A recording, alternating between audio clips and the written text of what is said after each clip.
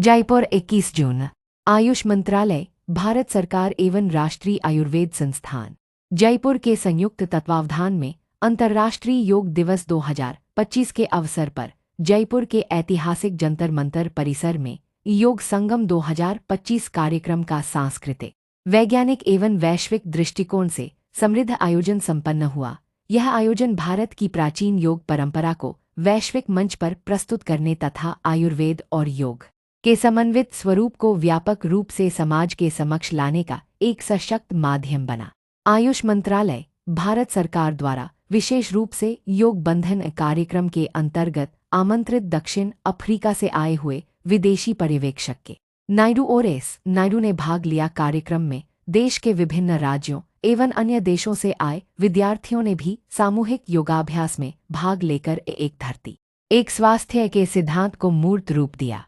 इस अवसर पर कार्यक्रम के मुख्य अतिथि राजस्थान हाई कोर्ट के माननीय जस्टिस अनूप कुमार ढंढ ने सभी को विश्व योग दिवस की शुभकामनाएं देते हुए कहा, आयुष मंत्रालय व राष्ट्रीय आयुर्वेद संस्थान द्वारा विश्व योग दिवस के अवसर पर आज एक भव्य कार्यक्रम योग संगम का आयोजन किया गया है। आज पूरे देश में भारत के पारंपरिक आयुर्वेदिक चिकित्सा पद्धति को बढ़ावा देने के लिए समर्पण भाव से दिन प्रतिदिन ख्याति प्राप्त कर ऊंचाइयों को छू रहा है। योग हमारे जीवन में शारीरिक, मानसिक और आत्मिक संतुलन बनाए रखने में मदद करता है। यह तनाव को कम करने तथा स्वस्थ जीवन जीने की दिशा में आवश्यक भूमिका निभाता है। ऐसे आयोजनों से समाज में जागरूकता आती है और नागरिकों को एक सकारात्मक दिशा मिलती है।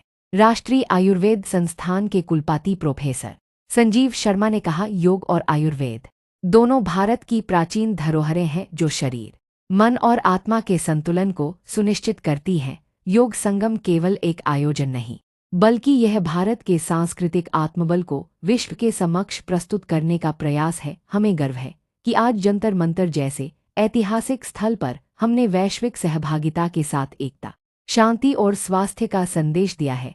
यह आयोजन आयुष प्रणाली की वैज्ञानिकता और विश्वसनीयता को भी पुनः स्थापित करता है।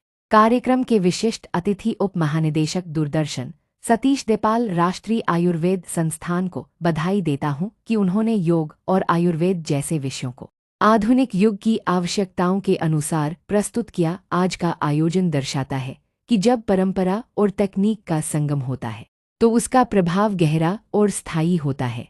स्वस्थ वृत्त एवं योग विभाग की विभागाध्यक्ष प्रोफेसर दुर्गावती देवी ने कहा, विद्यार्थियों के लिए यह आयोजन एक जीवंत शिक्षण प्रयोगशाला जैसा रहा। योग संगम न केवल शारीरिक समन्वय की अभिव्यक्ति था, बल्कि यह सांस्कृतिक आदान प्रदान और वैश्विक मित्रता का सशक्त माध्यम भी बना। कार्यक्रम में कार्यक्रम प्रमुख दूरदर्शन श्रीमती सीमा विजय, सहायक निदेशक दूरदर्शन राकेश जैन, सुप्रिंटेंडेंट जंतर मंतर श्रीमती प्रतिभा यादव, ब्रह्मा कुमारी पूनम दीदी, राष्ट्रीय आयुर्वेद संस्थान जयपुर के चिकित्सकों, शिक्षकों, कर्मचारियों, विद्यार्थियों एवं आम नागरिकों ने बड़ी संख्या में योगाचार्यों के मार्गदर्शन में योगाभ्यास किया।